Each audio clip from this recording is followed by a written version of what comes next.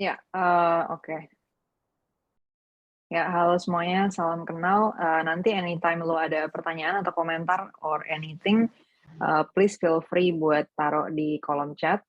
And then mungkin nanti di akhir presentasi gue bisa diizinkan untuk unmute aja, jadi bisa via audio. Gue langsung share aja ya materinya. Ya, pertama ini karena kita waktunya juga nggak terlalu banyak, jadi gue to be honest nggak bisa bahas semuanya banget tentang critical thinking. So, anggap aja ini versi apa ya, versi daminya lah ya, jadi simpelnya aja gitu gimana. Eee, Pertama kita mulai dari definisinya ya.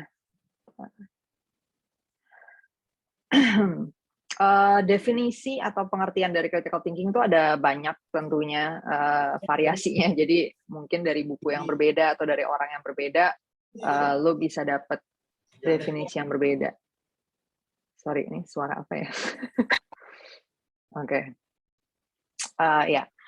Mungkin dari orang yang berbeda atau bahan yang berbeda, lo bisa dapat definisi yang berbeda. Nah, yang gue pakai di sini adalah, definisi yang gue, setujuin gitu, yang gue pakai ya, berdasarkan, bahan-bahan yang gue baca dan, bagaimana gue melihat penggunaan istilah critical thinking itu sendiri. Nah, jadi sederhananya critical thinking adalah metode berpikir untuk menarik kesimpulan dan membuat keputusan berbasiskan premis dan variabel yang benar dan selengkap mungkin. Ya, sehingga dia bisa menghasilkan kesimpulan dan keputusan yang cerdas, tepat, dan sehat. Nah, ini definisi critical thinking versi gue yang gue dapat dari adalah textbook critical thinking ya. Nanti mungkin gue bisa share di sini fotonya, bukunya yang mana yang jadi sumber. Jadi kuncinya di sini adalah dia adalah sebuah metode berpikir dan concern-nya dalam critical thinking adalah bagaimana lo membuat kesimpulan dan keputusan dari informasi yang tersedia, ya kan, premis-premis yang tersedia. Nah, lo memproses itu sehingga lo bisa menghasilkan kesimpulan dan keputusan yang cerdas, tepat, dan sehat. Oke, next dulu. Di dalam critical thinking itu ada berpikir ya, dan critical thinking itu sendiri adalah metode berpikir. Nah, jadi supaya kita punya kesamaan makna juga terhadap berpikir itu sendiri, gue artiin dulu dikit di sini. So thinking atau berpikir pada intinya adalah sebenarnya gimana kita memproses apa yang kita dapat dari realitas. Nah, jadi proses berpikir itu kayak apa ya, anggap aja deh kayak suatu mesin, kemudian inputnya adalah informasi yang lo dapat dari realitas, dan outputnya adalah berisik juga ya. Jadi di mana inputnya adalah informasi yang lo dapat dari realitas dan outputnya adalah apa yang lo keluarkan lagi ke realitas gitu kan. Makanya ada panahnya bolak-balik tuh. Nah, panah yang merah itu ya pada saat otak lo mengambil inputnya dan panah yang hijau itu outputnya. Nah, outputnya itu yang tadi, kesimpulan dan keputusan. Nah, keputusan sendiri itu gue pakai satu label untuk mencakup banyak hal sebenarnya. Keputusan bukan berarti harus tindakan ya atau suatu pilihan tertentu gitu. Sebenarnya bisa juga dia suatu sikap misalnya, pemilihan ideologi, kepercayaan, partai politik atau sikap politik misalnya, dan lain sebagainya. Nah, itu semua gue masukkan ke dalam payung label keputusan gitu ya. Jadi output dari berpikir adalah kesimpulan dan keputusan. Oke. Fondasi dari critical thinking sebenarnya ada dua tadi ya.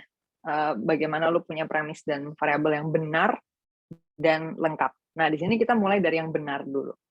Untuk mendapatkan informasi yang benar, pertanyaan kuncinya tuh ini ya. How do we know what we know is true? Gimana sih kita tahu suatu informasi yang kita punya tuh benar gitu kan? Dan of course ada perdebatan panjang juga tentang apa itu benar ya, apa itu true. Tapi kalau buat gue sekarang, gue ngambil simpelnya aja ya, yang secara umum berlaku di dalam kehidupan kita saat ini, yaitu kita pakainya versi benar secara empiris. Itu yang berlaku dan itu yang secara umum bisa diandalkan ya, maksudnya reliable. Jadi kita pakai definisi yang itu aja. Nah, untuk mengetahui apakah sesuatu itu benar secara empiris, Yang dibutuhkan adalah bukti empiris ya. Jadi bagaimana kita tahu suatu informasi itu benar adalah dengan melakukan pembuktian akan suatu premis ya. Nah, di sini masuknya sebenarnya udah ke ranahnya scientific thinking ya, atau penawaran ilmiah. Jadi gimana kita punya metode berpikir untuk menemukan kebenaran empiris ya kan. Jadi benar di realitas yang kita bisa observe nih. Jadi sampai sini lu harusnya udah ngeh juga bahwa di dalam critical thinking itu inherent di dalamnya gitu kan, ada scientific thinking gitu ya. Jadi lu nggak bisa tuh misalnya belajar critical thinking terus udah critical thinking doang ya. Di dalam situ ada thinking skills lagi gitu yang dibutuhin untuk, nah salah satunya adalah scientific thinking untuk menemukan tadi ya informasi yang benar. Nah kalau terbukti salah gimana dalam proses pembuktian itu? Ya jadi kita tahu bahwa oh berarti premisnya salah.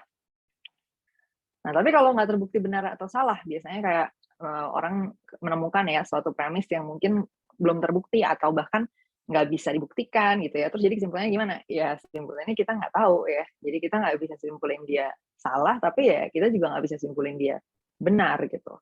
Nah jadi kalau balik ke awal tadi, critical thinking butuh premis dan variabel yang benar dan selengkap mungkin, berarti dengan scientific thinking ini, informasi yang kita pakai adalah cuman yang udah terbukti benar gitu kan. Atau kalaupun misalnya pembuktiannya belum 100%, tapi misalnya berapa persen nih kita bisa bandingin lah ya. Mana yang udah cukup kuat nih pembuktiannya, dan itu yang kita jadikan basis dalam pembuatan kesimpulan dan keputusan gitu. Nah, untuk menguji apakah suatu premis itu benar, kita mesti kenalan sama metode falsifikasi ya. Jadi ketika kita mau menguji nih, sebenarnya suatu premis tuh benar nggak sih secara empiris gitu kan. Nah, kita harus uji sebaliknya ya. Kita harus tes yang salahnya itu benar nggak gitu. Kalau misalnya yang salah atau yang menegasi premis itu benar, berarti premisnya salah gitu kan. Nah, sekarang sampai sini jadinya nambah lagi nih apa namanya tools yang dibutuhin ya untuk critical thinking. Selain scientific thinking tadi, kita butuh logic juga. Kita butuh tahu kondisi apa sih yang menegasi suatu premis atau yang bisa membuat suatu premis itu salah gitu kan. Nah, jadi latihannya biasanya mulai dari kalimat-kalimat sederhana ya, premis-premis sederhana dengan pure logiknya dulu nih ya. Misalnya kayak gini, semua yang makan nasi pasti murah hati. Nah, lo mesti punya skills untuk menentukan negasinya apa nih gitu ya. Jadi kalau lo nemu premis kayak gini, kondisi apa atau premis apa yang menjadi negasinya. Sehingga kalau negasinya ini yang benar, berarti dia salah gitu kan. Nah, dalam konteks ini, ketika premisnya semua yang makan nasi pasti murah hati, negasinya adalah tidak semua yang makan nasi pasti murah hati. Berarti ada yang makan nasi dan tidak murah hati gitu kan. Ya pasti lo udah ngerti lah ya, classical logic ya, silogisme. Nah, sekarang kita cobain nih ke klaim yang beredar di media sosial, contohnya ini ya. Pertama kita harus bikin model implikasinya dulu. Dia kan bilangnya uang memang tidak menjamin kebahagiaan, tapi tanpa uang kamu pasti nggak bahagia. Nah, pertanyaannya model implikasinya apa nih? Apakah dalam premis ini dia mengatakan bahwa punya uang pasti bahagia jika A maka B, atau bahagia pasti punya uang jika B maka A? Nah, in this part gue bakal let you guys jawab dulu. Ini jadi jawabannya A atau B nih.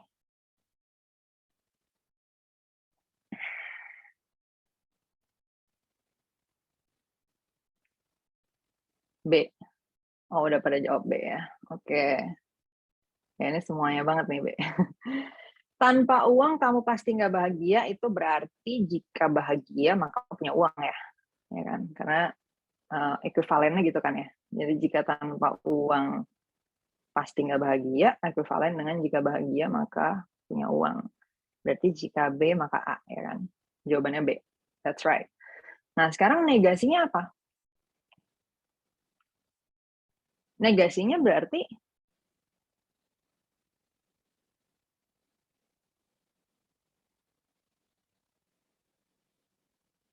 sorry ini modelnya salah nih, harusnya jika B maka A. Tapi negasinya pilih aja, yang A atau yang B.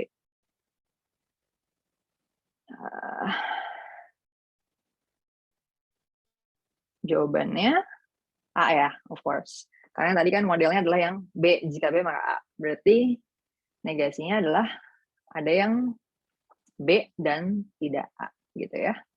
Nah, ini contoh kita melakukan falsifikasi. Berarti apa dari falsifikasi ini kita tahu untuk mengetahui apakah informasi yang terdapat dalam tweet ini benar, kita perlu mencari apakah ada yang bahagia tapi nggak punya uang gitu kan. Karena premisnya kan jika bahagia maka punya uang.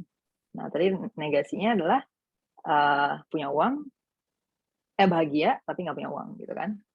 Yang jawaban A ya, tidak A dan B. Atau sebaliknya, B dan tidak A. Nah, berarti cara membuktikannya atau menguji kebenaran premisnya adalah dengan mengecek apakah itu tadi ya, ada yang bahagia tapi nggak punya uang, atau ada yang bahagia dan nggak punya uang. Nah, itu tadi ya, klaim yang kita bisa tahu apa negasinya, dan bisa diuji negasinya ini benar atau enggak, itu kita sebut sebagai falsifiable claims, atau klaim yang bisa difalsifikasi. Hanya klaim yang bisa diketahui falsifikasinya yang bisa diketahui kebenarannya gitu. Karena kita tahu suatu klaim benar dengan menguji falsifikasinya kan, dengan menguji negasinya gitu, negasinya benar atau enggak. Nah, jadi kalau ada klaim yang dia nggak bisa diketahui nih falsifikasinya apa, artinya nggak ada nih kondisi yang bisa kita buktikan untuk membuktikan dia salah gitu ya. Nah, itu berarti klaim itu nggak bisa benar gitu. Karena apa? Kita tahu sesuatu benar karena kita tahu negasinya salah gitu. Ya, jadi misalnya tadi contoh yang kita balik ke contoh sebelumnya ya. Misalnya yang tanpa uang pasti nggak bahagia. Kita tahu premis ini benar ketika kita udah mencari ada nggak yang bahagia tapi nggak punya uang. Nah, ketika kita tahu bahwa nggak ada nih, jadi benar ya bahwa semua yang bahagia itu punya uang. Ya kita tahu premisnya benar ya kan. Nah, tapi gimana kalau ada premis yang dia nggak bisa nih diklasifikasi. Jadi nggak tahu klasifikasinya apa gitu ya. Semua kondisi selalu benar terus.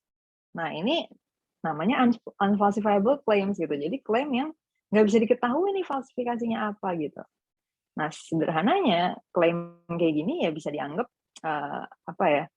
Bisa diignore aja gitu ya karena nggak jelas nih kebenarannya gitu kan. Karena dia nggak bakal bisa dibuktikan benar gitu. Karena dia nggak bisa dibuktikan salah. Nah, makanya gue selalu bilang klaim yang nggak bisa salah itu juga nggak bisa benar gitu.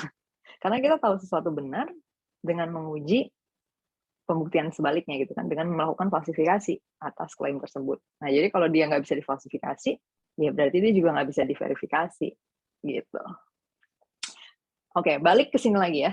Itu tadi secara singkat aja tentang gimana mengetahui premis itu benar atau enggak ya kan. How do we know what we know is true.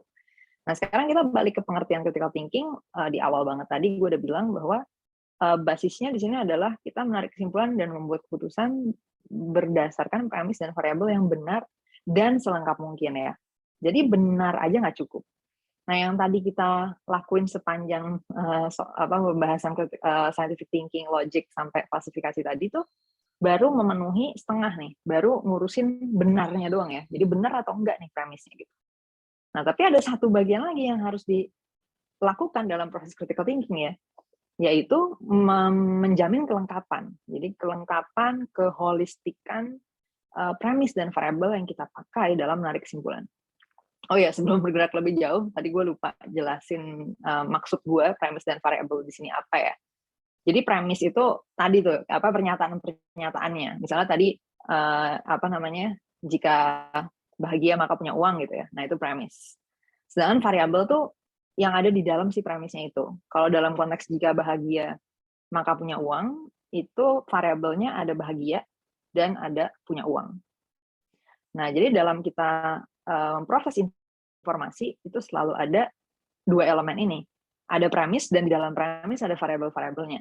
Nah, yang perlu kita pastikan benar itu premisnya benar, variabelnya juga benar. Maksudnya variabelnya benar tuh variabel yang membentuk suatu akibat atau suatu kesimpulan yang kita tarik itu memang benar harus itu variabelnya. Kayak contohnya tadi, apakah variabel yang membentuk orang bahagia tuh punya uang doang misalnya, atau ada variabel-variabel lainnya. Nah, gitu ya.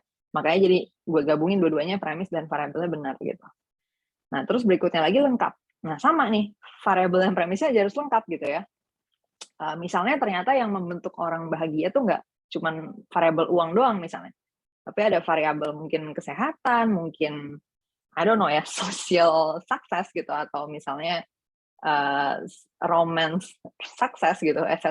misalnya. Nah, itu berarti masih kurang lengkap nih variabel kita gitu kan, karena tadi variabelnya cuman baru pakai uang doang gitu. Nah, itu ya contoh kelengkapan variabel, dan terus nanti ada kelengkapan premis. Nah, sekarang kita masuk ke bagian lengkapnya nih. Tadi kan kita udah bahas bagian benernya ya. Nah, untuk lengkap ini prinsip-prinsipnya apa sih? Sederhananya gini ya. Jadi selengkap mungkin di situ adalah yang biasa orang pakai dalam melakukan analisis kritis. Jadi pada umumnya orang ketika ngomong kritis tuh biasanya dia cuman bagian lengkapnya justru. Jadi gimana kita bisa mengkritisi ya kan suatu informasi, mengecek semua informasi yang relevan udah masuk atau belum, apakah udah lengkap atau belum, dan apakah udah adil atau belum. Adil itu maksudnya apakah lu udah mengcover berbagai angle gitu ya. Nah, biasanya orang fokusnya ke situ. Padahal tadi jangan lupa ya, lengkap doang juga nggak cukup, jadi harus benar juga gitu. Nah, lengkap di sini tadi prinsipnya relevan, lengkap, adil. Dalam bahasa Inggrisnya relevance, completeness, fairness. Sederhananya relevan itu gini, ketika lo mau menarik suatu kesimpulan atau membuat suatu keputusan, lo menggunakan premis dan variabel yang relevan, yang nyambung nih sama masalahnya gitu ya. Contohnya ketika kita ngomongin soal apa yang bikin orang bahagia tadi, misalnya pada faktanya ternyata yang bikin orang bahagia tuh misalnya kecukupan gizi misalnya gitu ya. Nah, artinya ketika lu malah berkutat pada orang punya uang atau enggak, terus misalnya berapa income per bulan orang di suatu negara gitu ya, untuk bisa menjamin kebahagiaan masyarakat di negara tersebut, jadinya informasi itu nggak relevan ya kan? Karena ternyata pada faktanya yang berpengaruh terhadap bahagia atau enggak tuh kecukupan gizi misalnya gitu. Nah, itulah contoh relevance ya. Jadi dalam melakukan analisis kritis, yang pertama lo harus pastiin adalah premis dan variabel yang lo pakai itu relevan terhadap masalah yang lagi lo mau pecahkan, atau terhadap inilah apa isu yang lagi lo dekati gitu, yang lagi lo analyze gitu ya. Nah, terus yang kedua completeness itu yang kayak contoh gue tadi sebenarnya. Jadi ketika ternyata untuk membentuk bahagia tuh variabelnya nggak cuma satu gitu kan, ternyata bukan cuma uang nih, tapi ada yang lain-lain, mungkin tadi kesuksesan sosial, kesuksesan romance gitu ya, etc. Nah, berarti itu belum lengkap kan, berarti informasi kita tadi. Nah, jadi ya yang kedua prinsipnya completeness. Jadi lo harus pastiin variabel dan premis yang lo pakai dalam lo menarik kesimpulan atau sampai pada suatu sikap, suatu keputusan, itu udah lengkap. Dan yang ketiga itu fairness ya. Nah, atau di sini adil nih. Maksudnya adil itu gimana? Ini mungkin orang biasanya nyebutnya gitu ya, adil sejak dalam pikiran gitu ya. Maksudnya ketika lo menilai sesuatu dengan suatu kacamata gitu ya, misalnya kayak ini sesuatu yang buruk misalnya, karena ini nggak menghasilkan kebahagiaan buat orang misalnya gitu. Nah, berarti lo harus adil nih terhadap konteks lain yang nggak menghasilkan kebahagiaan buat orang gitu. Berarti lo juga harus menyimpulkan bahwa itu buruk gitu kan. Karena alasan lo menganggap sesuatu buruk tuh itu gitu. Nah, adil satu contohnya gitu. Contoh lainnya juga adalah dalam menerapkan lensa yang benar gitu. Jadi ketika lo menganggap bahwa lensa gue benar karena misalnya apa nih basisnya? Gue menganggap pandangan gue benar karena pandangan gue didukung sama masyarakat banyak misalnya gitu. Ya berarti lo harus adil ketika ada pandangan lain yang berbeda sama lo, tapi dia juga didukung oleh masyarakat banyak, ya lo harus anggap itu benar juga dong gitu kan. Sama kayak tadi lo memperlakukan pandangan lo. Nah, itu beberapa contoh being fair ya, atau being adil gitu.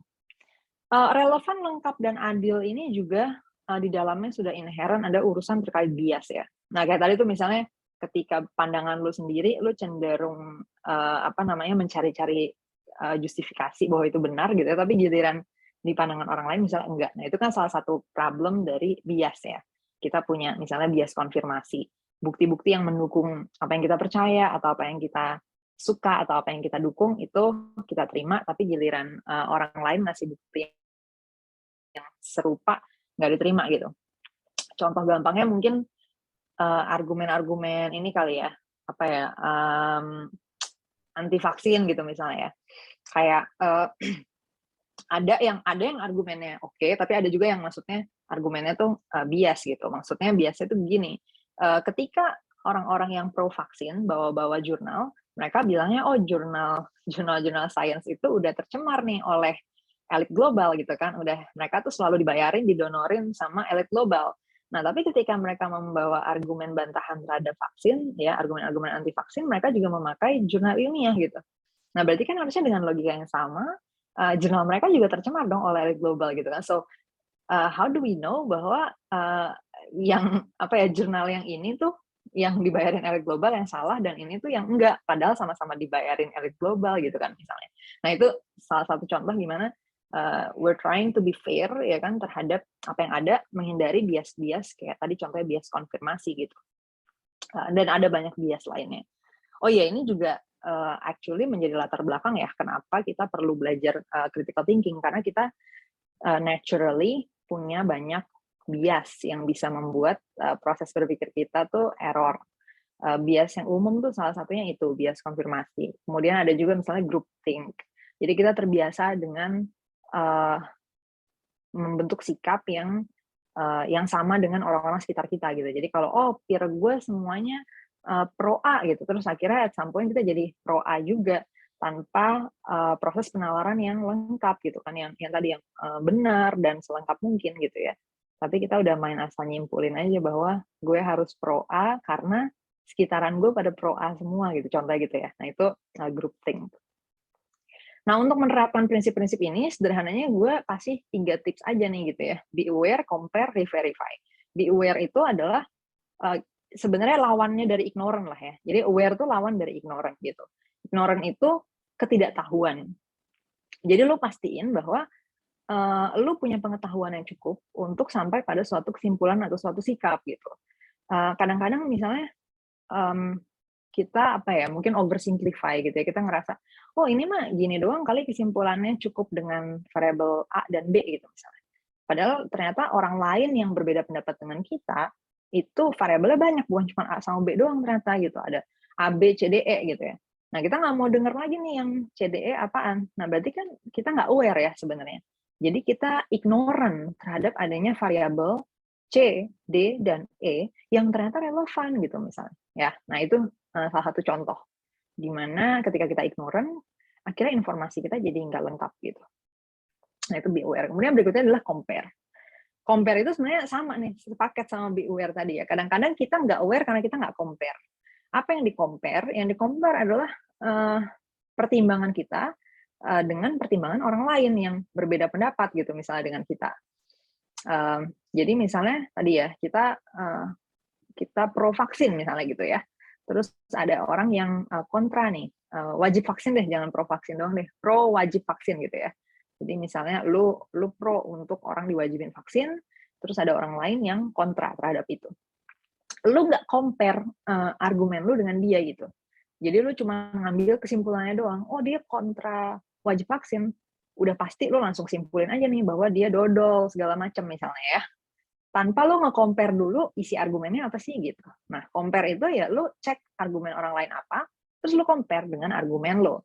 Dan biasanya di dalamnya akan ada nanti misalnya perbedaan definisi ternyata gitu ya. Mungkin lu sering lihat lah di media sosial orang-orang berdebat tapi nggak nyambung gitu. Contoh perdebatan dengan nyambung tuh misalnya gini, "Ini kebijakan nggak bagus ya," gitu, "karena ini nggak bisa bikin masyarakat jadi berumur panjang," misalnya gitu. Ini kan bikin orang-orang cepat meninggal gitu misalnya ya. Nah, terus si yang lawan dia, jawabannya, "Loh enggak dong, kebijakan ini oke, karena kan kebijakan ini bisa mengurangi angka pengangguran," misalnya gitu ya. Nah, jadinya kan berarti definisi kebijakan yang oke versi si orang pertama dengan orang kedua tuh beda gitu. Ya akhirnya jadi nggak nyambung kan debatnya. Jadi lu harus selalu compare definisinya apa ya, kira-kira definisi gue sama dia sama nggak ya gitu. Beberapa kata-kata yang paling sering definisinya beda, tapi orang-orang nggak trying to understand, nggak berusaha untuk memahami definisi yang dipakai si lawannya ini apa, adalah misalnya, kebijakan yang bagus ya, tadi contohnya kebijakan yang bagus, pemerintah yang bagus, kayak gimana ya, terus kapitalisme, komunisme, sosialisme, welfare, ya kesejahteraan, nah gitu-gitu tuh kan istilah-istilah yang vague ya, yang rada-rada ambigu, sehingga memang perlu didefinisiin nih versi lu apa dan versi dia apa, dan lu juga mesti aware, mesti compare definisi lu sama dia sama enggak gitu kan, bedanya di mana dan lain sebagainya. Nah itu beberapa contoh bagaimana kita melakukan compare dalam proses melakukan analisis kritis gitu ya. Dan yang terakhir re-verify. Re-verify ini sebenarnya hubungannya sama yang benar tadi, sama bagian pertama sebenarnya. Bagaimana kita menjamin premis yang kita pakai itu benar. Nah, jadi re-verify caranya apa ya? Sebenarnya caranya falsifikasi lagi sih gitu kan. Misalnya kita udah punya informasi nih, ini sejauh ini benar gitu. Ya cobain lagi, di case ini benar juga nggak, di case ini benar juga nggak gitu kan. Cari-cari lagi kasus yang lain, konteks yang berbeda, applicable nggak terhadap konteks yang itu, dan seterusnya. Nah, itu yang dimaksud dengan re-verify gitu ya. Jadi ketika lo udah merasa ya, atau maksudnya udah sampai berkesimpulan bahwa oh informasi yang gue pegang benar kok, ya bukan berarti terus udah lo tutup mata gitu, gue bodo amat deh mau konteksnya apa, mau situasinya apa, ini udah pasti bener kok gitu, enggak kan, tapi lo terbuka untuk selalu me-re-verify premis yang udah lo pegang itu, bener nggak sih bahwa premis ini benar. Again, how do we know what we know is true, itu adalah pertanyaan yang endless, lo selalu mencoba lagi, menguji lagi premis yang udah lo pegang itu. Nah sederhananya gini ya, untuk mencapai kondisi selengkap mungkin tadi ya, sehingga informasi yang lo punya untuk lo menarik kesimpulan dan membuat keputusan itu ya cukup lengkap lah gitu, yang seoptimal mungkin kelengkapannya gitu ya. Oke, nah ini contoh kasus untuk mungkin lo bisa belajar mulai menerapkan prinsip-prinsip critical thinking tadi, karena ini lagi rame banget ya kayaknya sekarang, dan dari kemarin-kemarin juga sih sebenarnya, pelecehan seksual. Biasanya perdebatannya ada di seputar percaya korban atau enggak percaya korban. Terus ketika korbannya meretract kesaksiannya atau kayak, oh gue kemarin fitnah doang, gue kemarin halusinasi doang, etc. Again, pertanyaan yang sama muncul lagi gitu kan, percaya korban atau enggak percaya korban gitu kan. Nah lagi-lagi kita balik ke prinsip bagaimana kita menarik kesimpulan, membuat sikap dari premis dan variabel yang benar dan lengkap gitu kan. Nah, jadi variabelnya apa aja nih kita pikirin dulu. Jangan cepat-cepat langsung, misalnya nih kayak kemarin gue ngelihat agak simplifikasi ya ketika ada orang membantah concern dari banyak orang terkait pengakuan fitnahnya, itu dianggap oh ini kayaknya di bawah tekanan deh gitu kan ya. Kan ada concern seperti itu. Ini kayaknya pengakuan bahwa dia tuh fitnah doang salah nih gitu, karena itu cuma dibuat karena ditekan gitu, karena diancam gitu misalnya. Terus jawaban dari yang kubu satunya adalah, loh kemarin katanya percaya korban, berarti sekarang harusnya percaya korban juga dong gitu kan misalnya. Nah itu kan asumsinya adalah variabelnya cuma itu doang ya. Variabelnya itu cuma percaya korban dalam situasi apapun gitu. Itu doang variabelnya. Nah padahal kan belum tentu ya. Mungkin aja ada variabel lain, misalnya oh percaya korban sepenuhnya itu dalam kondisi begini misalnya gitu ya. Mungkin variabelnya kurang lengkap gitu kan. Nah itu salah satu contoh, ketika kita menarik kesimpulan, kita pikirin dulu, benar nggak sih bahwa variabel dan premis untuk sampai ke kesimpulan dalam isu ini tuh cukup ini doang, atau ada yang gue miss nih gitu kan, atau gue skip, atau ini blind spot, jadi gue nggak lihat gitu kan. Nah, things like that. Nah, begitu juga dari sisi satunya lagi yang misalnya, ya iyalah dia pasti under tekanan lah, kan mediasinya ditolong oleh institusi hukum atau oleh aparat hukum gitu kan. Ya kalau gitu pertanyaan berikutnya, oke, kalau misalnya kita sikapnya adalah aparat hukum nggak bisa dipercaya atau nggak bisa diandalkan, ya terus keadilan yang diminta datangnya mau dari mana nih gitu kan. Sedangkan yang kita tahu keadilan dalam sistem hukum yang ada ya datang dari institusi hukum dan aparat hukum yang ada gitu kan. Dari penegak hukum, dari sistem peradilan, dari ya hakim dan lain sebagainya ada di sistem saat ini gitu kan. Nah kalau misalnya itu semua memang nggak bisa dipercaya atau nggak bisa diandalkan, ya berarti ujungnya mau kemana nih gitu kan? Masalah ini mau dibawa kemana ujungnya gitu kan? Nah itu beberapa contoh pertanyaan yang bisa lu refleksiin gitu ya dalam proses menilai sikap yang ada, sikap orang atau sikap banyak orang gitu ya terhadap suatu isu. Nah ini yang gue akhirnya jadi bagi dua nih. Critical thinking menurut gue ada yang berkonsep dan ada yang nggak berkonsep ya. Versi gue definisinya yang berkonsep adalah yang ada ujungnya gitu. Jadi jelas nih, kita memikirkan masalah ini dengan ekspektasi ujungnya ke sini gitu ya. Nah, tapi kalau kritis doang, tapi nggak jelas nih juntrungannya ya, nggak jelas nih ujungnya kemana, jadi cuma debat-debat nggak jelas doang. Nah, ini gue sebutnya critical thinking nggak berkonsep gitu. Gue bisa kasih analogi di sini ya. Jadi critical thinking nggak berkonsep itu ibaratnya kayak lu lagi naik mobil, remnya blong, udah sampai depan jurang, lu malah mikirin kenapa kita nggak naik kapal getek aja. Mobil adalah kendaraan yang nggak ramah lingkungan dan ada risiko mati jatuh ke jurang. Sedangkan kalau naik kapal getek kan nggak bakal ketemu jurang ya, gitu. Nah, ini contoh pemikiran-pemikiran orang yang critical thinking nggak berkonsep. Maksudnya nggak ada juntrungannya ya. Masalahnya apa? Yang dipikirin nggak akan bisa menjadi solusi terhadap masalahnya. Nah, sederhananya gitu.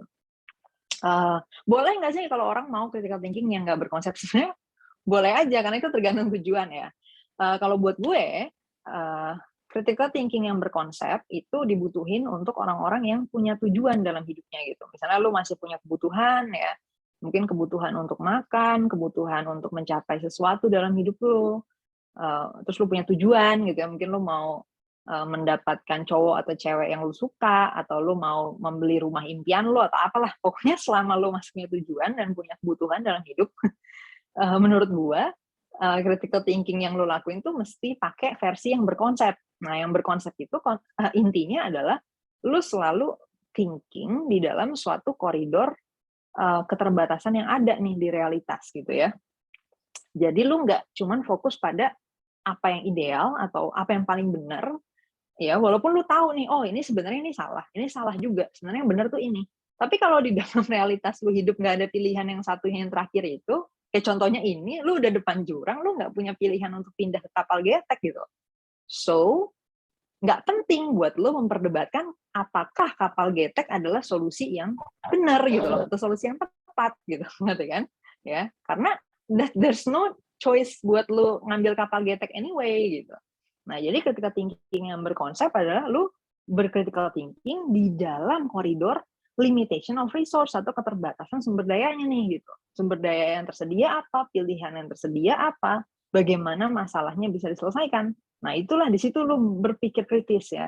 Kritisnya tetap jalan, lu tetap mencari informasi yang lengkap, lu tetap mencari informasi yang benar, tapi kesimpulan lu selalu diarahkan pada dari keterbatasan yang ada, pilihan terbaiknya apa.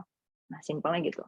But again ya, ini menurut gue berguna buat yang punya tujuan dalam hidupnya. Kalau misalnya lu udah sangat privileged, sampai pada titik di mana, oh gue nggak perlu mikirin apa-apa lagi dalam hidup gue nggak perlu punya kebutuhan apa-apa lagi, gue nggak perlu punya tujuan apa-apa lagi, gue bisa santai-santai aja ngabisin hidup gue buat mikir doang misalnya, ya udah nggak apa-apa, berarti lu nggak perlu berkonsep gitu kan, lu bisa selalu berkutat pada solusi yang ideal gitu. Tapi selama lu hidup dalam kehidupan yang butuh solusi, butuh pemenuhan kebutuhan, butuh mencapai suatu tujuan, ya lu mesti pakai suatu koridor dalam berpikir kritis gitu. Epilognya gini aja ya. A perfect solution is not even a solution if it does not solve a problem. Jadi kadang-kadang ketika lo berpikir kritis, mungkin lo fokusnya mencari solusi yang perfect ya, solusi yang sempurna gitu. Misalnya dari antara pilihan A, B, C, ada nih solusi yang sempurna D. Nah, tapi solusi yang sempurna ini nggak bisa memecahkan masalah yang sedang kita hadapi. Ya, kalau gitu menurut gue itu bukan perfect solution lagi ya gitu kan. Nah, jadi berpikir kritis, outputnya jangan jadi apa ya, kalau buat gue simpelnya sih jadi nggak asik, jadi bikin lo nggak asik doang gitu. Nggak asik tuh maksudnya apaan sih lu gitu ya, bikin orang kayak apaan banget sih nih orang gitu, karena lu cuman ribet doang ya kan, complicated doang, tapi nggak menyelesaikan apa-apa. Nah inilah apa ya, kritis yang nggak asik gitu, yang nggak berkonsep tadi kan. Nah kalau lu kritis yang asik tuh lu tetap aware sama realitasnya tuh gimana gitu kan, yang dibutuhin di sini tuh apa gitu. Jadi bukan cuman ribet atau complicated doang, tapi jelas nih ada juntrungannya gitu. Kita mikirin ini supaya kita solusinya bisa gini gitu. Kayak contohnya masih dalam perdebatan yang tadi, gue sempet kan berdiskusi gitu sama salah seorang teman gue tentang prinsip innocence,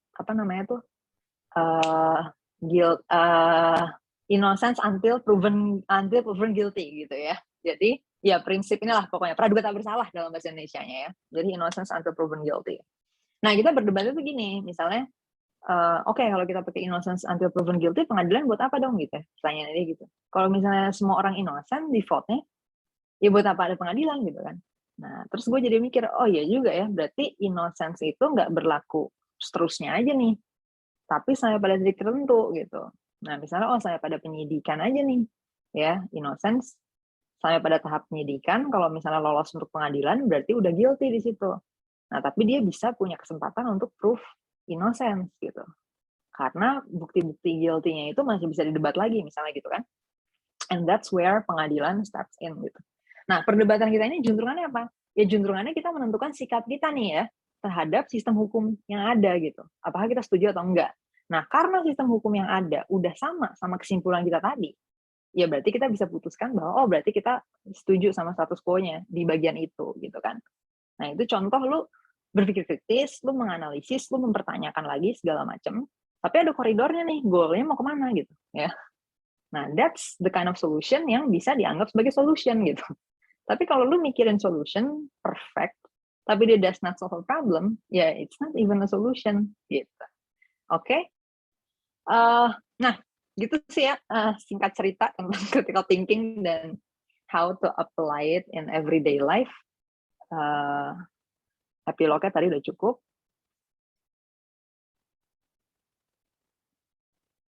Ini apa? Slide-nya hilang. Slide-nya hilang, emang hilang ya? Enggak nih, gue masih share screen. Emang share slide-nya hilang ya? Gue nggak tahu deh. Masih ada, Kak. Oh, udah, oke. Oke. Ya, dari gue udah cukup sih, ini materinya udah selesai. But then di slide-nya masih gue pampang aja di layar ya. Mungkin ini aja kali ya, endingnya. And then gue bakal mungkin jawab dulu beberapa pertanyaan yang ada di kolom chat.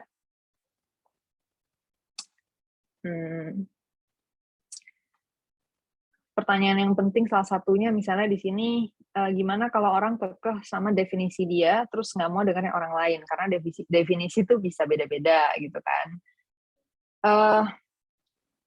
Ya udah, berarti agree to disagree, karena memang definisi itu ya nggak bisa dipaksain ya.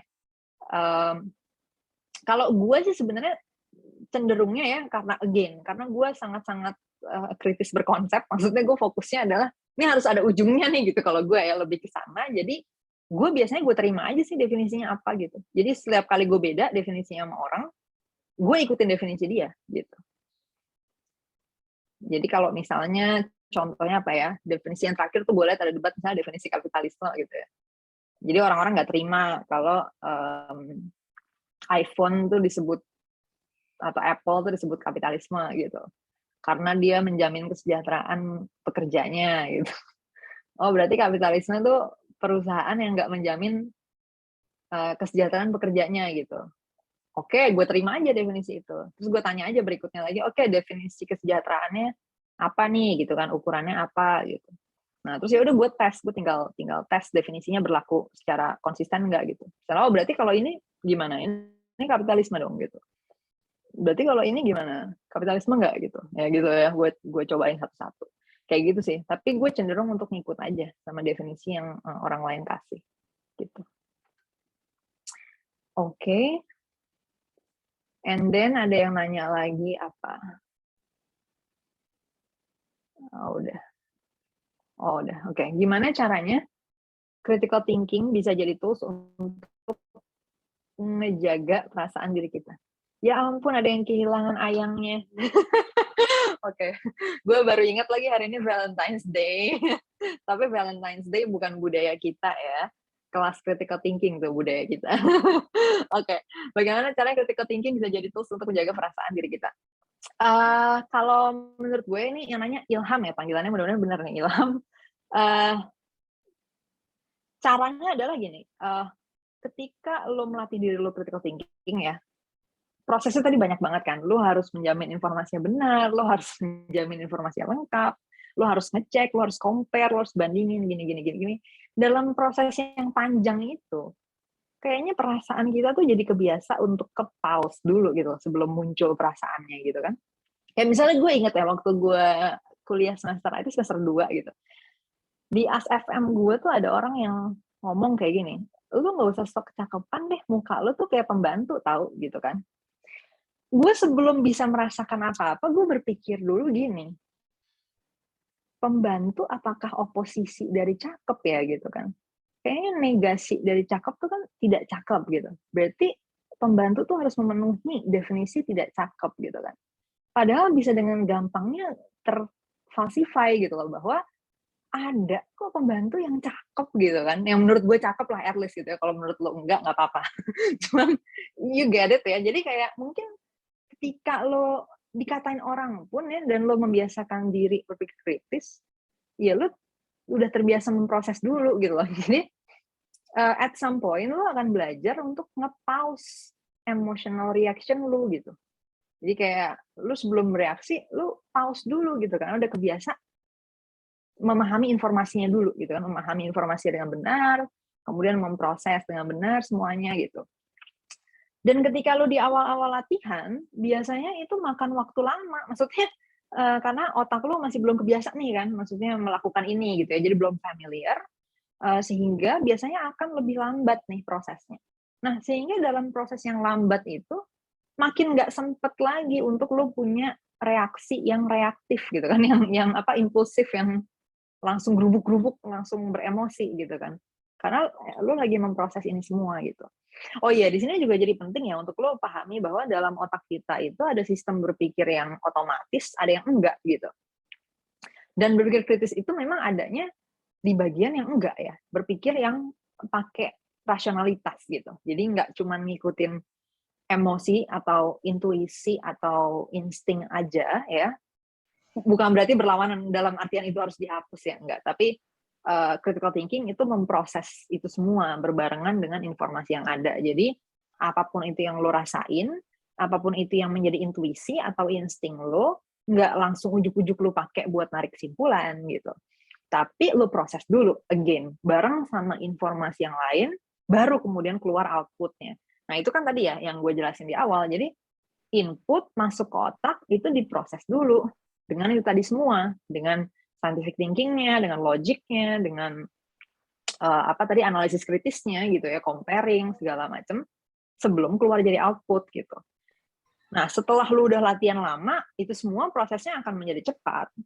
Tapi tetap lu udah kebiasa untuk mempause judgment, emosi, reaksi dan lain sebagainya sebelum lu proses informasinya gitu kan. Jadi lu nggak langsung impulsif bereaksi atau beraksi apalagi ya, tapi lo memproses itu semua dulu gitu.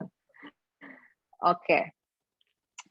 Di sini ada yang dari Angela, Kak, bahas ini di Reels juga.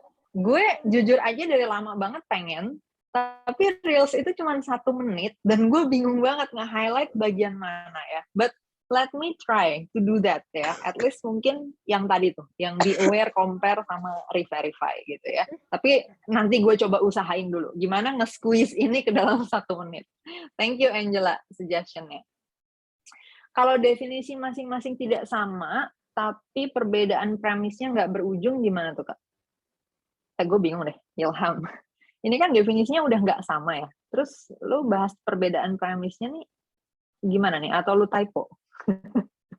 Ntar coba lu cek lagi ya. Saat critical thinking, apakah selalu berkaitan dengan cara berpikir logika? Iya, yang kayak tadi sih, logika itu kan sebenarnya metode berpikir untuk menarik kesimpulan yang valid dari premis yang tersedia. Jadi ketika lo dikasih premis, misalnya semua cowok itu brengsek gitu. Ya berarti dengan kesimpulan yang sama, apapun yang dikategorikan sebagai cowok, dia brengsek. Nah itu kan logika ya, kuantor universal gitu kan. Nah berarti negasinya apa? Ada cowok yang nggak brengsek ya kan. Nah makanya biasanya lawakannya adalah ketika ada orang yang pendapatnya kayak gitu, oh berarti bapak lu, abang lu juga brengsek dong karena mereka semua cowok gitu. Ya iya, karena kalau premisnya begitu ya benar gitu kan. Logikanya begitu. Nah jadi berpikir logika itu inherent di dalam penarikan kesimpulan dari informasi yang ada, right? Nah jadi jelas di dalam critical thinking itu selalu ada elemen logikanya gitu. Ya tadi logika, scientific thinking, kemudian tadi analisis kritis ya, perbandingan komparatif. Dan perbandingan itu biasanya juga nyambung ke mathematical thinking ya. Jadi lu terbiasa untuk melihat equality, kesetaraan. 2 kasus yang berbeda gitu kan. Nah kan matematik gitu ya latihannya. Mengerti aplikasi dari suatu definisi. Ketika didefinisikan X sama dengan Y plus 2, dimanapun ada X, dia bisa diganti dengan Y plus 2 gitu kan. Ya, things like that yang juga inherent di dalam critical thinking. Makanya sangat berbahaya ya ketika lo belum bisa berpikir matematis, jadi lo nggak bisa berpikir konsisten, lo nggak bisa mengaplikasikan definisi dengan benar, terus lo mau dan tanda kutip apa ya sok-sokan mau kritis nih gitu kan. Biasanya akhirnya jadi nggak ada juntrungannya kritisnya gitu.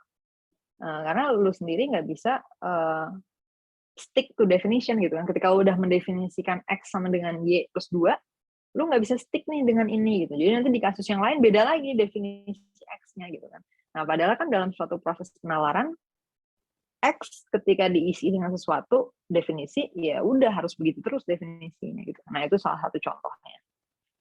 Oh iya, terus matematik juga penting ya ketika lu berbicara terhadap isu-isu yang skala besar gitu. Misalnya skala negara ya kan.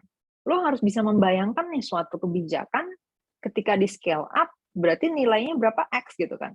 Misalnya lu mau, oh gue nggak setuju nih sama sekolah dasar gurunya satu guru 40 murid gitu. Harusnya satu guru satu murid dong gitu kan.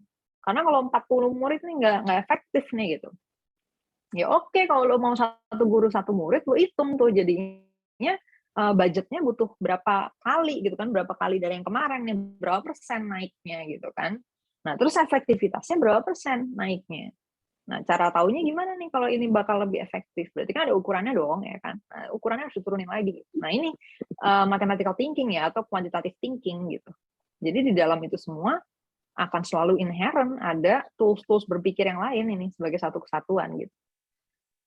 Gitu ya jawabannya buat siapa tadi? Alvin. Tolong jawab Muhammad Nasikum. Oh mana? Gimana? Bentar. Oh masih ada nih atasnya lagi, masih ada nih bentar ya. Kalau kritis ke pemerintah di negeri Wakanda terus ditangkap karena dianggap mencemarkan nama baik gimana Kak? Ya itu dia ya. Makanya menurut gue tuh kritis tuh berkonsep. Maksudnya apa? Ya lu mau udah siap di penjara belum? Jadi lo harus tetap hitung risikonya ya. Ketika lo mengkritisi sesuatu, ketika lo mau mengambil suatu keputusan ya kan, lo mau bersikap, ya lo udah pertimbangin itu semua gitu. Again, true that it's not ideal gitu kan. Iya, itu memang bukan kondisi ideal, gue tahu, gue setuju gitu kan. Ya tapi again, ya pilihannya cuma dua, lo ikutin situasi itu atau lo ubah ya kan. Ya kalau lo nggak mau ubah, shut up and accept that gitu kan, karena ya itu kondisinya kayak gitu, kecuali lu mau berusaha mengubah itu, right? Nah jadi kalau gue sih selalu ya pilih dulu dua itu. Kalau lo mau mengubah ya jalan tuh, ubah bagian yang menurut lo penting untuk diubah, caranya gimana dan seterusnya. Dan sebenarnya setahu gue sekarang udah lebih terukur sih setahu gue ya, karena terakhir kan direvisi tuh UU ITE di Wakanda. Jadi mungkin udah beda aturan mainnya. Jadi silakan lo cek lagi. Kalau sesuatu bisa difalsifikasi, apakah itu berarti premis itu tidak benar dan tidak bisa digunakan dalam penarikan kesimpulan? Kalau sesuatu bisa difalsifikasi, justru premisnya berarti bagus nih. Maksudnya apa? Ya berarti ada kondisi yang bisa dipakai untuk menguji ya kan dia benar atau enggak. Nah, kalau misalnya dia berhasil difalsifikasi, maksudnya negasinya terbukti benar, ya berarti dia terbukti salah. Ya berarti dia nggak bisa digunakan atau belum bisa digunakan. Karena realitas juga kadang berubah ya. Misalnya sekarang dia salah, bukan berarti misalnya 200 tahun lagi dia masih salah gitu kan. Mungkin aja misalnya 200 tahun lagi udah berubah nih buminya atau apanya berubah gitu kan, sehingga premisnya juga berubah, ya itu bisa aja. Tapi pada saat dimana lo lagi narik kesimpulan pada saat itu, ketika premisnya udah terbukti salah, ya berarti nggak bisa dipakai gitu. Gimana cara menggunakan critical thinking untuk move on dari loving people you can't have? Pertama sih gue bakal selalu saranin orang belajar tentang manusia dulu ya, tentang human gitu ya, tentang ya biologi manusia nih, human biology, gimana otak kita bekerja, gimana hormon kita bekerja, what is love, ya kan sebenarnya ketika kita merasakan cinta tuh, what is it really happening di dalam otak lo atau di dalam badan lo. And then at some point you can actually mungkin mengengineer itu gitu, apa ya, kayak lo bisa merekayasa kondisi badan lo atau otak lo sehingga lo bisa move on dengan lebih baik. Walaupun pastinya kalau di hari pertama banget lo harus move on tuh ya mungkin udah lah ya, ya udahlah, you cry it out gitu kan. Mungkin lo mau nangis, lo mau uring-uringan silakan. Jadi kalau bagian itu critical thinking udah nggak bisa nolong lagi, karena itu udah bagian yang apa ya, sangat primitif dalam diri kita yang udah apa ya wired lah ya, udah bener-bener kita nggak bisa lawan gitu kan genetically. Jadi ya udah lu terima aja deh that experience ya kan. Nah tapi again untuk next case-nya sebelum itu terjadi lagi, it's actually better kalau lo memahami badan lo, otak lo, cara kerja hormon lo dan lain sebagainya yang lebih baik. Makanya kalau gue selalu saranin orang untuk belajar human biology atau bioantropologi gitu, bioantrop. Biasanya di textbook apa ya psikologi evolusi kali ya bisa. Terus ya antropologi manusia dan kera-kera besar gitu biasanya jelasin sih kayak what do you actually experience ketika lo fall in love dan orangnya nggak bisa lo raih, asik. Nah sebenarnya critical thinking itu lebih berguna justru ketika lo baru mau mencoba untuk achieve those people gitu. Mungkin aja itu bukan you can have, mungkin ya kan, mungkin aja ada variabel yang lu miss gitu, sebenarnya you can have, tapi gara-gara lu miss that variable jadinya you can't have gitu misalnya ya. Nah di situ lu bisa kritisin lu, jangan-jangan lu tuh bisa mendapatkan dia gitu, cuman mungkin variabelnya yang salah nih atau premisnya salah. Karena cukup common ya sebenarnya ada kesalahan premis dalam urusan percintaan gara-gara quotes Tumblr yang menyesatkan. Jadi lu mungkin justru perlu mengkritisi dulu apakah ya kan, how do you know what you know is true? How do you know bahwa this person itu memang nggak bisa lu raih gitu. Oke. Lanjut. Main Zencore juga bisa jadi salah satu cara untuk melatih logika dasar. Iya betul, main Zencore bisa melatih ya. But I'm so sorry, itu masih dalam proses development juga. Jadi sorry masih ada keterbatasan di sana sini, but hopefully bisa ya a little bit helpful lah ya along the way. Oke. Latihan yang disarankan paling basic untuk masukin dari sistem 2 ke sistem 1. Paling basic sih latihan nge-pause ya. Itu yang paling basic dan paling susah. Jadi mendingan lu latihan itu dulu sih. Latihan nge-pause itu adalah gini. Lu coba ya cari konten atau baca konten di timeline apapun ya. Sebisa mungkin sih yang cenderung beda dengan posisi lo, pandangan lo, kepercayaan lo dan lain sebagainya. Terus lu latihan nge-pause judgment atau reaksi impulsif gitu. Nah itu sih yang paling ini ya, itu ngebantu. Itu dari sisi gimana lu latihan berhadapan dengan informasi. Nah kalau latihan dari thinking skills-nya sendiri, gue akan saranin matematik sih. Itu udah terbukti gitu. Kalau di Zenius itu udah banyak kasus realnya ya yang terbukti bisa gitu. Jadi orang yang tadinya emosional dalam artian ya sering impulsif gitu ya, bikin tindakan atau bikin sikap murni based on emotion tanpa dipikirin dulu segala macam. Setelah latihan matematik yang benar gitu kan dan intens selama beberapa bulan, nggak gitu lagi gitu. Nah jadi gue bakal saranin 2 itu sih. Dari sisi gimana lo berinteraksi dengan informasi, latihan nge-pause. Dari sisi thinking skills-nya, latihan matematik. That's it. Latihan matematiknya yang bener ya tapi ya, jangan yang hafalan nih. Misalnya kayak, teman gue nih ada kuliah engineering gitu kan, matematiknya udah advance gitu, kalkulus berapa tingkat gitu kan. Ya tapi isinya dia sebenarnya ternyata selama ini ngafalin gitu, ngafalin formulanya, ya itu jadinya nggak ngebantu, karena yang ngebantu dari bermatematik adalah sebenarnya proses berpikirnya itu sendiri, proses memetakan masalah ya, mengidentifikasi nih suatu variabel yang relevan terhadap dia nih apa aja, konsep-konsep yang relevan untuk menjawab masalah ini apa gitu kan. Nah kalau udah hafalan doang jadinya nggak membantu gitu. Itu latihan matematik yang benar. Nggak apa-apa topiknya basic ya, nggak usah sampai topik integral segala macam. Bisa aja pakai topik-topik aljabar biasa, pemodelan permutasi, terus mungkin rasio statistik gitu ya, problem-problem statistik gitu juga nggak apa-apa. Jadi maksudnya nggak harus kayak advance gimana-gimana ya, jelimet-jelimet gitu, enggak. Yang paling penting adalah lu mengikuti prosesnya dengan benar gitu.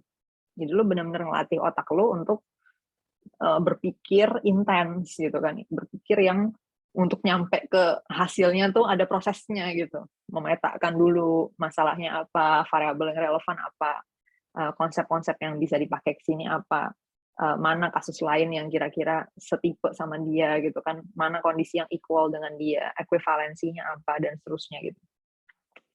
Oke, itu ya saran dari gue. Apa pendapat kakak terhadap pembukaan kebebasan berpendapat?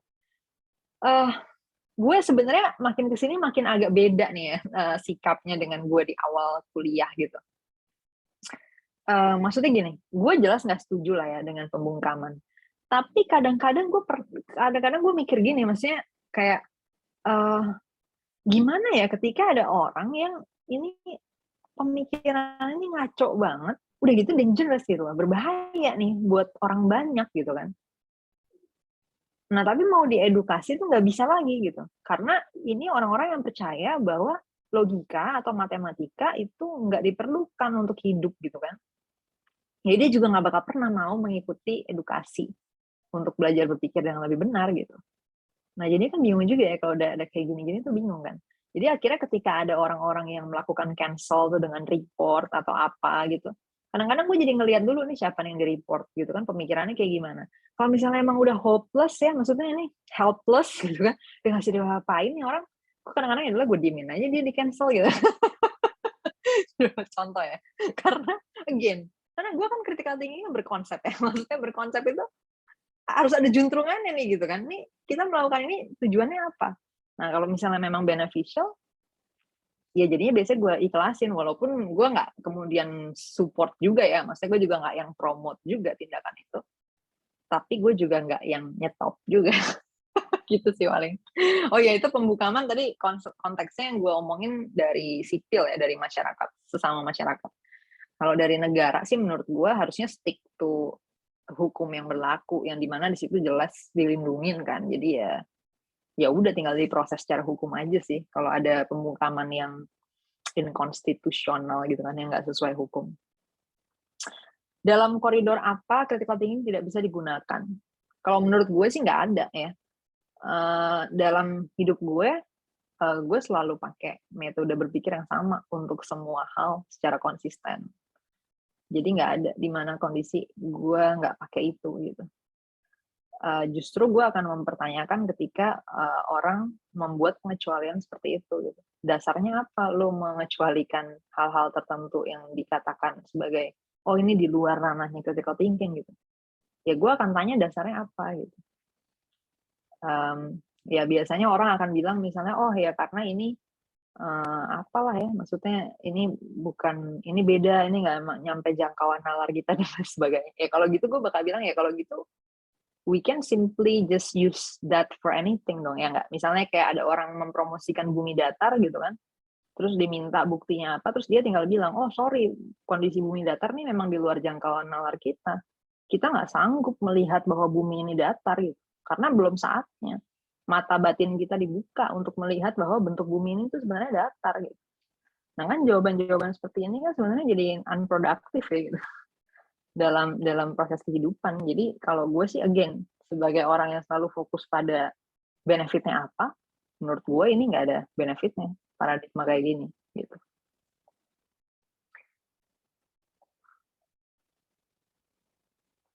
Nah, kalau misalnya ini ada pertanyaan berikutnya dari Made.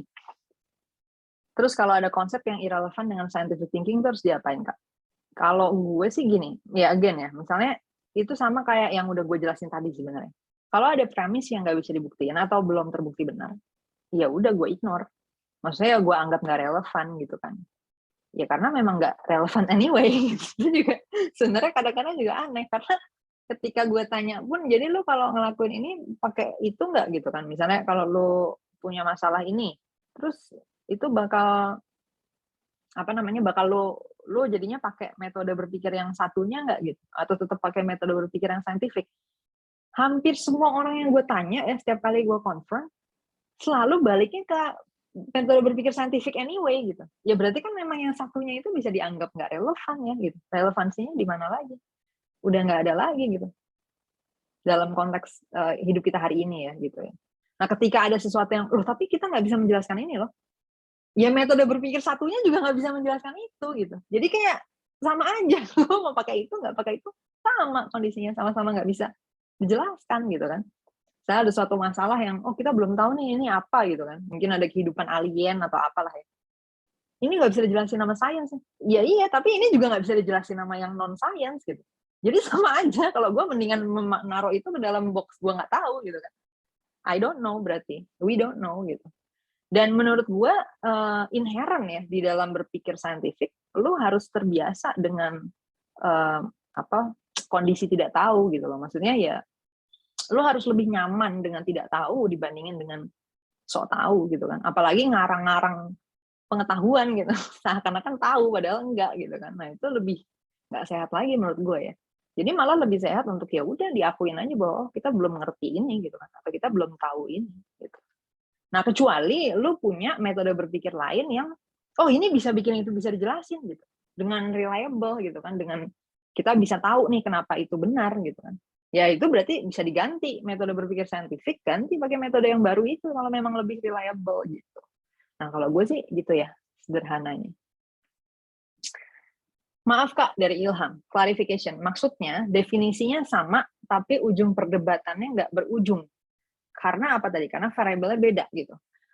Menurut gue, kalau definisinya udah sama, lu tinggal buktiin di empirisnya gitu. Misalnya nih, definisi kebahagiaan itu adalah orang punya uang minimal 5 juta per bulan dan bisa makan 3 kali sehari, misalnya gitu. Nah kan ini bisa dibuktiin ya di kenyataan gitu. Bener nggak sih si A ini punya uang 5 juta per bulan misalnya gitu. Jadi kalau definisinya udah sama, ranah berikutnya udah di ranah empiris. Tinggal dibuktiin aja variabel dalam definisinya itu bener nggak terbukti kayak gitu. Gitu aja. Ya, udah jelas ya Ilham. Premis dari cewek berpikir dominan perasaan ketimbang logika itu critical thinking-nya gimana Kak? Ya pertama definisiin dulu dominan perasaan itu kayak gimana, ya kan?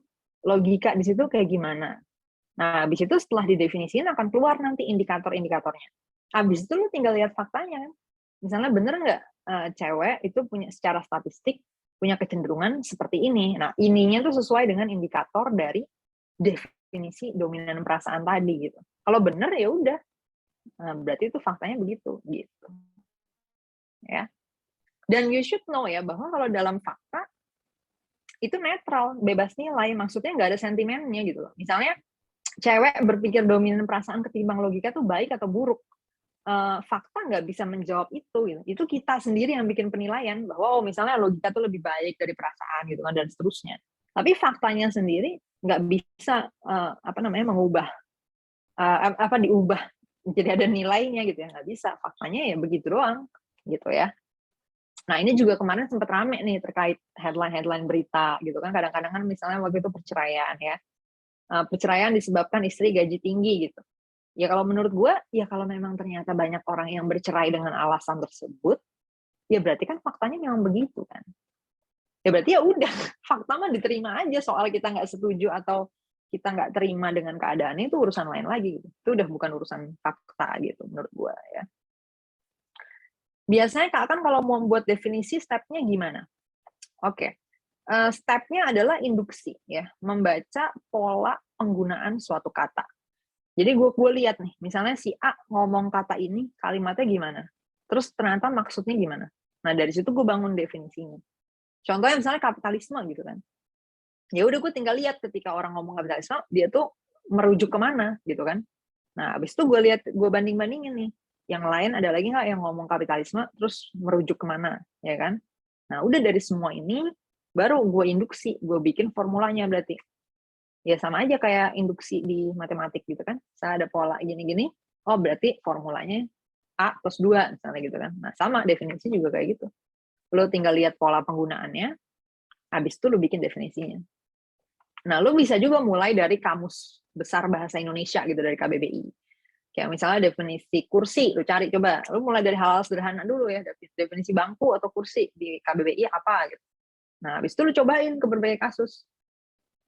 dia duduk di bangku gitu kan, ini bangku barangnya kayak gimana? Bener nggak nih definisinya KBBI? Dia masuk nggak ke definisinya KBBI gitu kan? Nah, kalau ada konteks yang nggak masuk, berarti masih kurang nih, kurang pas nih definisinya gitu, misalnya. Gitu ya, cara membangun definisi. Gimana cara kita latihan menavigasi perasaan atau unconscious pikiran yang sering nge-trigger kita sehari-hari? Itu memang itu nggak bisa tanya gue ya, maksudnya itu mungkin harus lu bisa konsultasi mungkin ya dengan I don't know psikolog gitu atau neurosurgeon yang memang memahami otak manusia gitu kan secara detail, secara mendalam, sehingga mungkin dia yang bisa kasih tahu exactly gitu strateginya apa.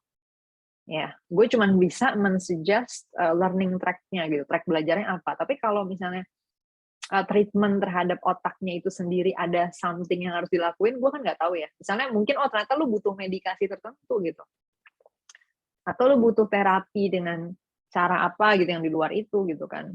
Karena gimana pun juga kondisi natural otak kita semua berbeda-beda gitu ya. Kondisi natural otak maupun psikis kita semua mental gitu. Jadi gue juga nggak bisa menyamaratakan oh semua orang mentalnya pasti gini gitu kan, enggak ya. Jadi itu mesti dicek lagi sih mungkin lebih detailnya mungkin ke orang-orang yang memang pakar di situ.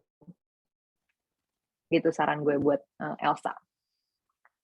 Buat dia, definisi bisa bernilai salah atau benar nggak, Kak? Nggak bisa, actually. Definisi itu ranahnya bahasa sebenarnya. Oh ya, gue sih biasa bilangnya masuknya ke ranah apa ya, estetik kali ya. Jadi label apa yang bagus buat sesuatu itu kan ya kita sendiri nentuin ya. Makanya kalau sekarang kan orang keributannya tuh misalnya semiotiknya gitu ya. Misalnya kayak oh cewek jangan disebut wanita deh gitu kan, karena wanita tuh artinya wani ditoto tuh artinya mau diatur gitu kan. Misalnya ada yang concern dengan itu gitu. Ya itu kan ya udah mau didebatin apa lagi, menurut dia itu nggak bagus gitu. Nah sedangkan kalau buat gue to be honest, gue nggak peduli katanya apa gitu, atau pemaknaannya apa yang ada sentimen positif negatif atau apa itu gue nggak peduli. Misalnya lo mengartikan apa namanya cewek itu sama dengan wanita dan wanita itu wani ditoto, tapi pada saat yang sama definisi wanitanya bukan itu lagi misalnya, ya berarti gue udah nggak perlu mikirin lagi soal wani ditoto gitu kan, karena definisi wanitanya udah dibikin lagi nih yang baru, definisinya gini. Ya udah, gue akan stick aja dengan definisi itu. Jadi kalau buat gue semua kosakata yang ada itu sama aja kayak kosakata matematis aja gitu. Kayak misalnya X. Ya udah in any given case ketika orang ngasih gue definisi X sama dengan Y plus 2, ya udah gue tinggal ikutin itu. And I don't care apa Y plus 2 itu apa gitu. Misalnya negatif kah, positif kah gitu. Nah gue yang kayak gitu. Tapi kalau lu nggak mau kayak gitu juga nggak apa-apa. Nggak ada apa ya universal truth-nya gitu loh, bahwa oh kita semua harus kayak gini definisi gitu. Enggak. Nah, jadi itu gue jelasin contoh preferensi definisi gue, ya kan. Nah, kalau lu punya preferensi yang lain, silahkan, itu nggak ada benar salahnya. Itu disepakatin, gitu. Ya. Philbertus, Kak, gimana sih contohnya menempatkan emosi dan rasional dalam porsi yang pas? Emosi itu nggak lu kontrol, ya kan. Emosi itu muncul dengan natural, dengan alamiah dari diri lu. Nah, berarti lu nggak usah ngapain kalau bagian itunya kan. Ya udah emosi mah keluar aja, biarin gitu. Nah, tinggal rasionalnya di mana? Di what's next-nya setelah emosinya muncul gitu loh. Misalnya lo emosinya apa nih? Oh, gue sedih. Nah, next-nya apa? Nah, disitulah peran rasionalnya. Ya, rasionalnya dengan bercritical thinking tadi gitu. Ketika lo emosi sedih karena apa nih? Karena misalnya ada keluarga lo meninggal gitu kan.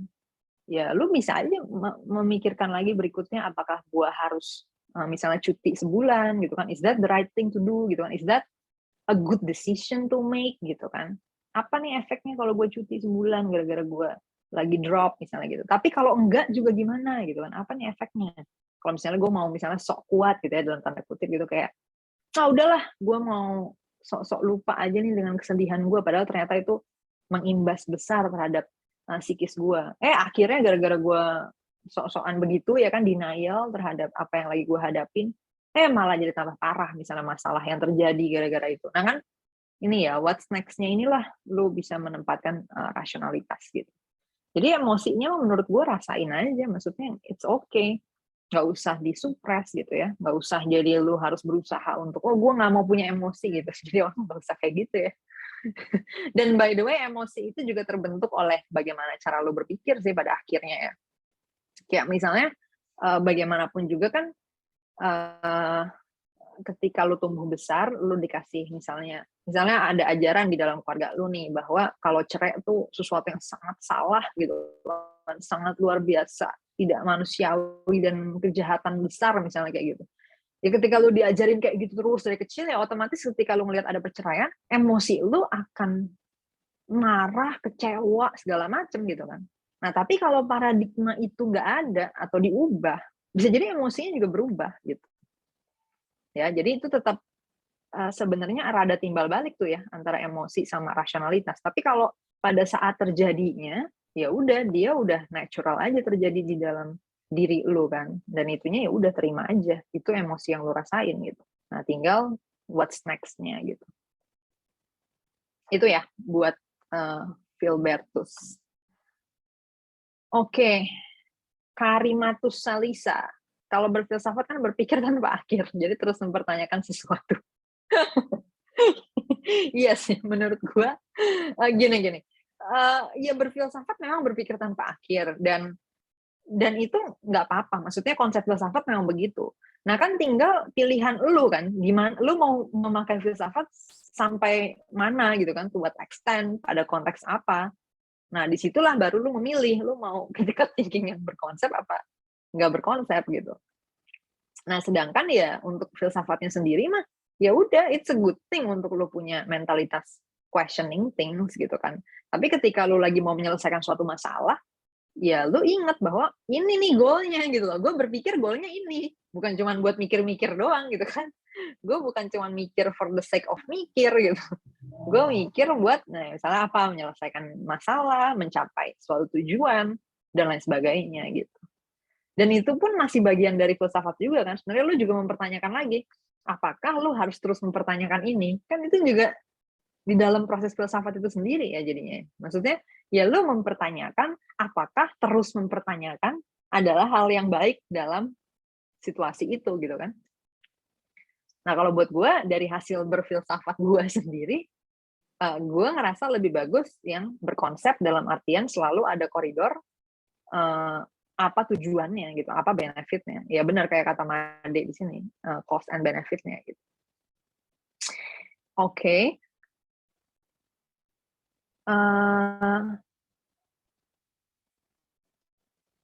Ini gimana nih?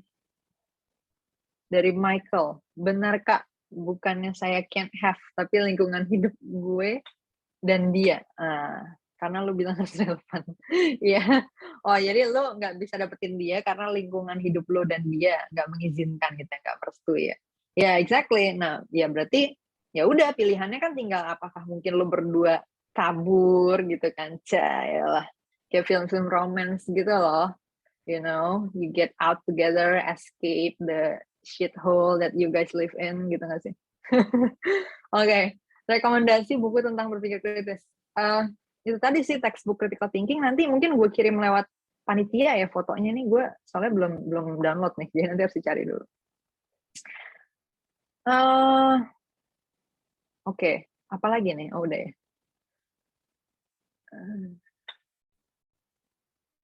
Ini apa nih dari Hania?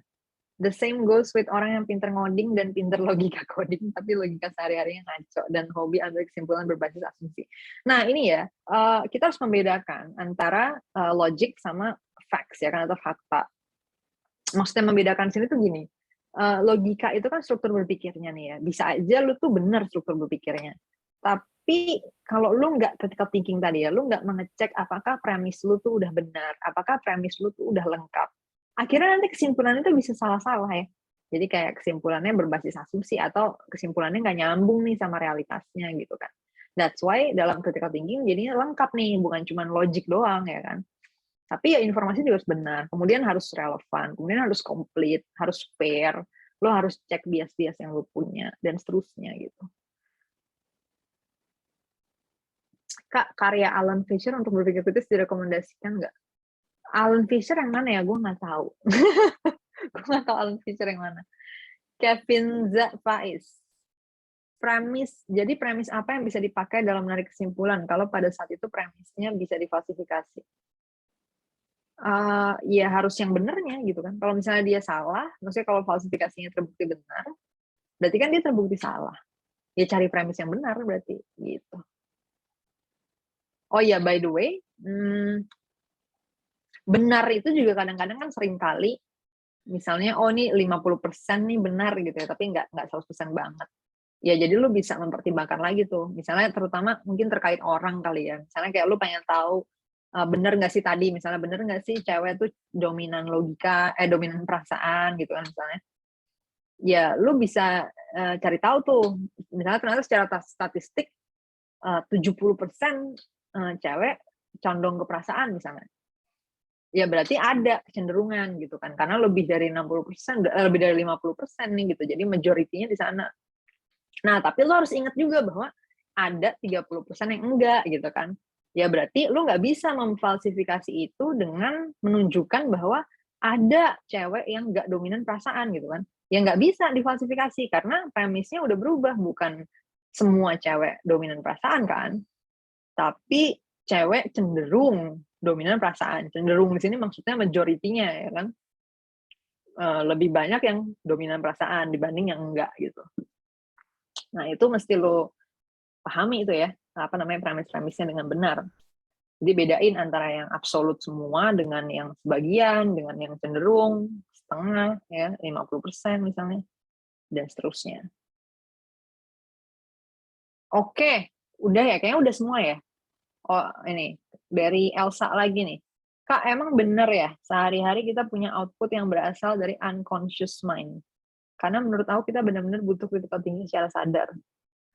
Nah, kalau dari fakta-fakta saintifik yang ada hari ini tentang otak manusia, tentang evolusi manusia, kita memang punya kecenderungan untuk berpikir di sistem satu gitu kan, maksudnya di sistem yang otomatis nih, yang unconscious, yang nggak tahu dasarnya apa, pokoknya kita mau begini aja gitu kan. Ya makanya critical thinking is not natural gitu ya, tapi kita harus latihan gitu kan, harus konstan latihan, kecuali of course ada tetap variasi orang-orang yang naturalnya udah begitu ya kan. Nah itu mungkin dia udah nggak perlu latihan yang gimana-gimana ya. Nah tapi kalau kita naturalnya belum begitu ya jadinya harus melatih diri untuk bisa bercritical thinking. Nah kalau dari data yang ada secara umum jadi sebagian besar orang nggak naturally kayak gitu. Jadi sebagian besar orang perlu belajar untuk berpikir rasional, berpikir kritis gitu. Ya udah, jadi mau nggak mau memang ya harus dilatih gitu ya. Nah supaya nanti at some point dia kemudian bisa pindah menjadi sistem satu, menjadi habit gitu kan, menjadi kebiasaan yang ya udah kita akan otomatis begitu. Nah tapi awalnya akan ada proses latihan dulu gitu. Kak, sebutin dong logical fallacy yang paling sering kejadian di masyarakat. Logical fallacy yang paling sering kejadian menurut gue adalah logical fallacy terhadap logical fallacy itu sendiri. Jadi ketika orang lagi berdebat gitu kan, terus ada orang yang ngatain dia, misalnya, dasar lo apa ya, muka kayak apa gitu kan, apa ya, gue juga, gue sorry banget ya, gue tuh nggak biasa ngatain orang, jadi gue bingung kalau disuruh ngasih contoh ngatain. But anyway, biasanya kayak intinya ada ngatain fisik gitu lah ya, ada ngatain fisik, terus ada orang yang jawab langsung, di ad hominem lo, ad hominem gitu ya. Padahal enggak, maksudnya enggak tuh gini loh, dia tuh menjadi ad hominem kalau argumennya dianggap salah atau dianggap benar karena personal staff-nya gitu kan, mungkin fisiknya atau jabatannya atau gelarnya dan lain sebagainya. Nah tapi kalau lu dikatain doang sama orang misalnya dasar lu bla bla bla gitu ya, ngatain fisik gitu, itu bukan berarti ad hominem gitu. Nah jadi masih sering terjadi logical fallacy terhadap logical fallacy itu sendiri. Ya terus yang lainnya yang banyak juga terjadi adalah appeal to majority ya. Jadi orang kadang-kadang bilang sesuatu benar karena ya iyalah nggak mungkin lah apa namanya ini salah gitu kan. Masa salah tapi ada berapa misalnya 2 miliar orang yang menganggap ini benar gitu kan. Kan appeal to majority ya. Jadi benar karena banyak yang bilang itu benar. Nah, itu juga termasuk cukup sering ya untuk dipakai di publik gitu, di ruang publik. Oke. Dari malas, kebenaran sifatnya absolut atau relatif, Kak? Kebenaran di realitas menurut gua absolut, tapi cara kita mencapainya itu relatif. Karena realitasnya ada di situ, tapi kan untuk kita memahami dia itu pakai lensa kita kan, pakai penginderaan kita, pakai teknologi kita, dan itu ada keterbatasan. Jadi sangat mungkin misalnya, oh ternyata absolute reality-nya tuh yang benar A, tapi kita nggak dapet yang persis banget A nih gitu, karena ada yang masih belum lengkap misalnya kan informasinya, teknologinya belum bisa mengobserv itu dan lain sebagainya. Jadi realitasnya sendiri menurut gua absolut, tapi pemahaman kita terhadap realitas itu relatif. Makanya kalau dalam framework gua di dalam 4 domain, gua bagi empiris, logic, moral, estetik. Bagian empiris tuh relatively absolute. Maksudnya realitasnya absolut, tapi how we approach the reality itu relatif. Makanya biasanya kebenaran dalam sains pun selalu nggak pernah 100% disebutnya ya. Jadi kalau kita ini selalu terbuka pada kemungkinan itu salah gitu kan, kalau kita presenting suatu kebenaran gitu, suatu nih yang kita dapetin kemarin gini. Tapi ya tetap aja selalu terbuka untuk ya ini selalu bisa difalsifikasi lagi gitu. Dan kadang selalu dibilang ya ini nggak 100% benar, tapi ya 99,9999% benar lah gitu kan. Kayak misalnya prinsip-prinsip yang kita pakai buat nerbangin pesawat itu ya nggak 100% benar sebenarnya gitu.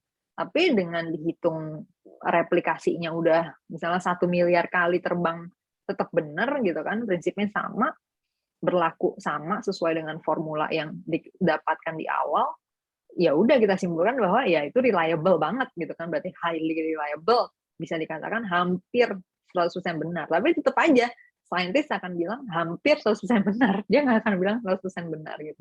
Karena itu tadi, realitasnya absolut, tapi approach kita akan selalu relatif terhadap keterbatasan kita dalam mencerap, dalam memahami realitas gitu. Itu ya jawabannya buat malas. Buat Muhammad Asril Aldi, terkait berpikir sistem 2 tadi dalam konteks Kak Kania itu gimana cara ngelatihnya, Kak? Oh, maksudnya untuk konteks gue? Kalau gue di sangat banyak kasus gue sudah otomatis di sistem 1. Jadi rasionalitas gue udah di sistem 1 gitu, naturally. Nah, cuman di beberapa hal tertentu yang gue belum ya, waktu itu misalnya apa ya, gue kadang-kadang suka gampang banget triggered sama apa sih ya pernyataan yang bikin pusing gue baca, gue triggered gitu kan, emosi. Nah, terus latihannya gimana? Latihannya adalah dengan ngajar actually. Gue dengan semakin banyak ngajar, belajar nanya ke orang ya, banyak nanya, banyak berusaha memahami gitu, kayak sorry tadi lu ngomong gini maksudnya gimana ya gitu kan, terus coba lu bisa ulang lagi nggak jelasin ke gue yang ini misalnya. Jadi gue selalu mulai dengan bertanya, dengan mengasumsikan bahwa oh mungkin guanya nggak ngerti etc gitu ya. Itu membantu sih untuk gue lumayan less triggered dan bisa lebih rasional jadi approach-nya gitu. Dan lo harus tahu ya, gue kalau trigger tuh benar-benar kayak kerasa stroke gitu, jadi kayak tekanan darah gue tuh kayak naik gitu tiba-tiba, jadi nggak tahu berapa gitu, jadi naik tinggi. Oh ya, by the way, sisi emosional gue biasanya cuma kebagi 2 nih secara umum ya, marah banget, marah banget, atau ketawa, itu ngakak banget gitu terhadap sesuatu. Kayak so far gue emosinya cuma itu doang range-nya. Sedih tuh buat gue apa ya? Ya jarang banget terjadi, dan itu pun rasanya buat gue bukan sedih gitu, tapi lebih ke arah kesel gitu, lebih ke arah ya again marah gitu. Jadi ya secara umum range emotion gue tuh cuman marah sama ngakak gitu. Itu doang deh. Oke, gitu ya. Buat Muhammad Asril. Karimatus Salisa, filsuf favorit kakak siapa? Gue nggak punya filsuf favorit. Gue punya pengakuan ya. Gue punya confession di sini. Gue tuh I'm not a reader. Gue sangat sedikit baca. Dan ketika gue diasosiasikan dengan pemikiran liberal, sebenarnya gue punya pemikiran gue sendiri. Gue hampir nggak ada, bukan hampir nggak ada sih, memang nggak ada buku liberal yang gue baca. Gue nggak pernah baca buku pemikir liberal manapun gitu, atau pemikir libertarian manapun. Tapi gue punya pemikiran gue sendiri. Kemudian kebetulan pemikiran gue ini ada yang sama gitu dengan misalnya pemikir libertarian tertentu. Tapi gue nggak tahu orang ini. Gitu. Nah jadi gue kalau ditanya filsuf favorit itu gue nggak punya kali ya lebih tepatnya, karena gue gue belum pernah membaca buku filsuf siapa sampai habis gitu yang end to end, maksudnya dari halaman pertama sampai habis, dan gue benar-benar mengikuti pemikirannya gitu. Yang pernah gue baca tuh lebih ke arah karena ada tugas kuliah gitu, jadi gue baca misalnya kayak bukunya of course Marx, Smith gitu kan, terus Milton Friedman, terus John Rawls gitulah ya, yang diwajibin untuk dibaca. Derrida segala macam. Tapi ya susah dong untuk gue jadinya punya kayak, oh ini favorit gue nih, karena gue kan bacanya under duress ya, dalam tekanan, ada tugas segala macam gitu kan. Ya jadi gue belum bisa bilang bahwa ini nih filsuf favorit gue, karena gue not sure, karena gue belum baca nih pemikiran si pemikir ini secara lengkap gitu kan. Nah jadi gue nggak bisa simpulkan ya, yang favorit gue tuh siapa gitu. Gue cuma tahu ada pemikiran gue yang sama nih di sininya sama si ini atau sama si ini gitu kan. Ya tapi gue nggak bisa bilang bahwa oh si ini tuh berarti pemikir favorit gue, karena gue nggak tahu pemikiran dia yang lain gimana gitu. Ya itu dia jawaban buat Karimatus Salisa. Oke, ini udah ada apa nih maksudnya? Satu pertanyaan lagi kali ya, Angeli. Angeli udah ngingetin gue katanya waktu Q&A-nya udah habis. Satu pertanyaan aja nih, gue rada gatel buat jawab. Dari NAH. Kak, gue pernah baca Q&A lu buat PDKT, katanya jangan sampai salah baca data. Contohnya salah baca data tuh gimana? Contohnya gini, contohnya ya yang sering terjadi adalah cewek sama cowok punya asumsi terhadap cewek sama cowok yang lain. Ini terlepas dari orientasi seksualnya ya. Tapi intinya gini, ada semacam stereotype ya, atau kayak informasi yang disebarin gitu kan di mana-mana tentang cewek atau tentang cowok. Yang itu nggak selalu benar. Nah itu maksud gue salah pembacaan datanya itu di situ. Nah abis itu nanti kita tuh gara-gara udah kemakan sama informasi ini, salah baca datanya di sini deng. Pas kita udah punya asumsi itu, kita jadinya ngelihat si orang ini pakai kacamata itu gitu. Misalnya nih, kayak cewek-cewek udah sering dibilangin kayak, oh cowok sukanya cewek yang putih misalnya gitu. Nah tapi itu kan dari orang-orang nih ya. Jadi sebenarnya kita nggak pernah ngecek nih, bener nggak sih bahwa cowok tuh sukanya cewek putih. Sebenarnya kita nggak pernah ngecek. Nah terus ketika kita lagi deketin, misalnya gue gitu lah, deketin sama cowok, terus kayaknya nggak maju-maju nih, nggak ada progres nih, gue deketin dia misalnya gitu ya. Nah terus tau tuh dia jadian nih sama cewek yang lebih putih dari gue. Nah terus gue langsung simpulin aja nih bahwa oh iya bener juga ya, berarti emang ya cowok tuh sebenarnya cewek putih, jadi gue nggak bakal bisa menang lah lawan cewek ini gitu, karena gue nggak putih gitu misalnya kayak gitu kan. Nah padahal bisa aja tuh gue salah membaca data itu, ngerti ya, bahwa jangan-jangan ternyata ada variabel lain nih yang dia pertimbangin yang gue nggak lihat, gara-gara gue berangkat dari asumsi bahwa cowok sukanya cewek putih tanpa mengkonfirmasi dulu tesis ini sendiri tuh bener nggak gitu, premis ini sendiri tuh benar atau enggak gitu. Nah itu maksudnya gue salah baca data ya. Jadi akhirnya kesimpulan gue salah kan tentang apa sih yang bikin gue gagal dalam PDKT ini gitu. Nah itu ya jawabannya buat siapa tadi yang nanya, NAH. Oke, gue balikin aja ke Angeli. Mudah-mudahan jelas tadi jawaban gue yang terakhir ya. It's a very important question. Dan semua yang nanya hari ini, thank you banget. Pertanyaannya penting-penting semua dan seru-seru. Mudah-mudahan jawaban-jawabannya helpful buat kalian. Dan gue selalu open buat lo challenge lagi atau tanya lagi. Anything, kalau ada yang mau lo sampaikan bisa langsung kontak gue di sosial media aja. Di Instagram gue, oke? Di @CitaIrlani. Thank you guys. Gue balikin ke Angeli, silakan. Oke, thank you Kak untuk pemaparannya sama untuk sesi tanya jawabnya tadi. Kayaknya antusias dari teman-teman banyak banget ya, tadi pertanyaannya nggak habis-habis, sama ada yang belum terjawab, cuma kayak tadi udah kata yang udah dibilang sama Kak Chania, kalau teman-teman mau nanya lebih lanjut mungkin boleh langsung ke sosial medianya Kak Chania aja. Jadi karena berhubung kita sudah mendapatkan materi yang sangat bermanfaat nih, dan mudah-mudahan materi tersebut dapat berguna untuk kita ke depannya, terutama dalam memilah informasi dan mengambil keputusan. Mungkin sebelum ditutup, kita bisa dokum dulu kali ya, Kak? Ya. Oke, mungkin boleh kepada operator, ayo teman-teman boleh on cam ya, kita mau dokum nih.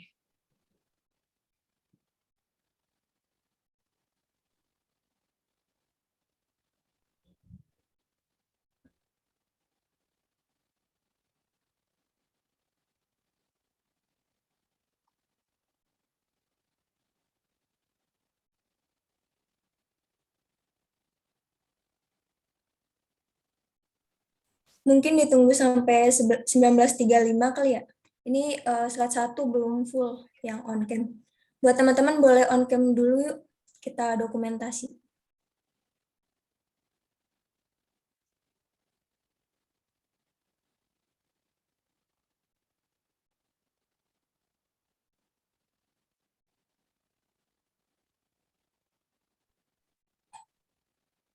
Oke, slide 1 udah muncul semua ya. Bentar.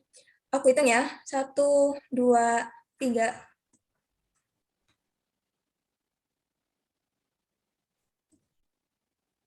Slide kedua.